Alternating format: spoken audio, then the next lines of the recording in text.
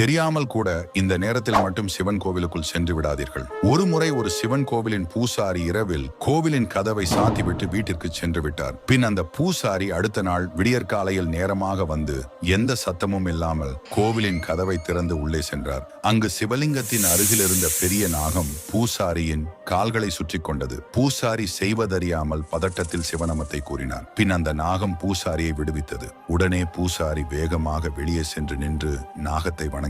உடனே நாகம் சிவலிங்கத்தின் பின்னால் சென்றது. பூசாரி மனதை தைரியப்படுத்திக் கொண்டு உள்ளே சென்று பார்த்தார். ஆனால் அந்த நாகம் அங்கு இல்லை. அப்போதுதான் அந்த பூசாரி உணர்ந்தார், நாகத்தின் வடிவில் இருந்தது சிவபெருமான் என்று. அதனால் தான் சிவன் கோவிலின் கதவை திறக்கும் போது சங்குகள் ஊதி மத்தளங்கள் வாசித்து மந்திரங்களை கூறிய பின் 3 முறை கதவை தட்டிய பின் தான் கதவை திறப்பார். ஏனெனில் உள்ளே சிவன் எந்த ரூபத்தில் கூட இருப்பார். சிவனின் மீது நம்பிக்கை உள்ளவர் வீடியோவை சப்ஸ்கிரைப் செய்து கொள்ளுங்கள்.